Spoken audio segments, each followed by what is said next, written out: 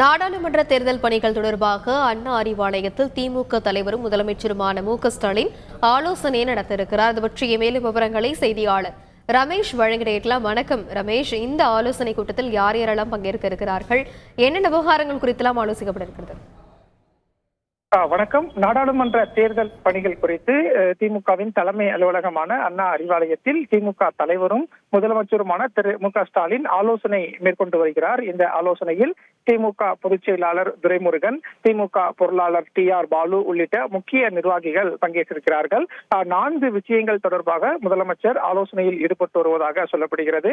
முதலாவது, கூட்டணி கட்சிகளுக்கான தொகுதி உடன்பாடு பேச்சுவார்த்தை. திமுகவை பொறுத்தவரைக்கும் இந்திய யூனியன் முஸ்லிம் லீக் கட்சி, அதே போல கொங்குநாடு மக்கள் தேசிய கட்சிக்கு தலா ஒரு தொகுதி ஒதுக்கி இருக்கிறது. தொகுதி என்ன என்பதோ அடையாளம் காணப்பட்டுவிட்டது.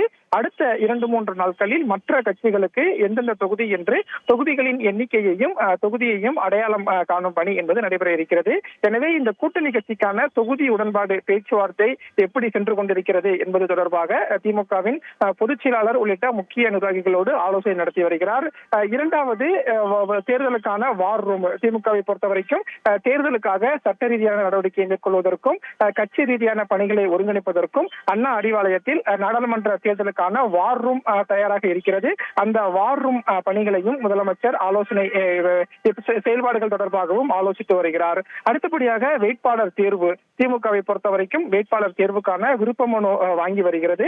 மார்ச் 1ஆம் தேதி முதல் விருப்ப மனுவை அண்ணா அறிவாலயத்தில் கொடுக்கலாம் என்றும் சொல்லப்பட்டிருக்கிறது.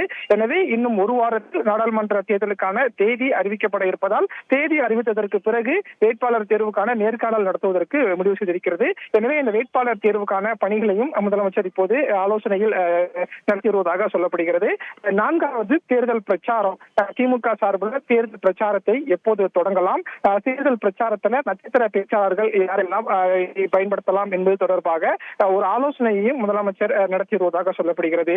இப்படியாக நாடாளுமன்ற தேர்தல் பணிகள் தொடர்பாக திமுகவின் தலைமை அலுவலகமான அண்ணா அறிவாலயத்தில் திமுக தலைவரும் முதலமைச்சருமான திரு மு.க.ஸ்டாலின் ஆலோசனை நடத்தி வருகிறார்.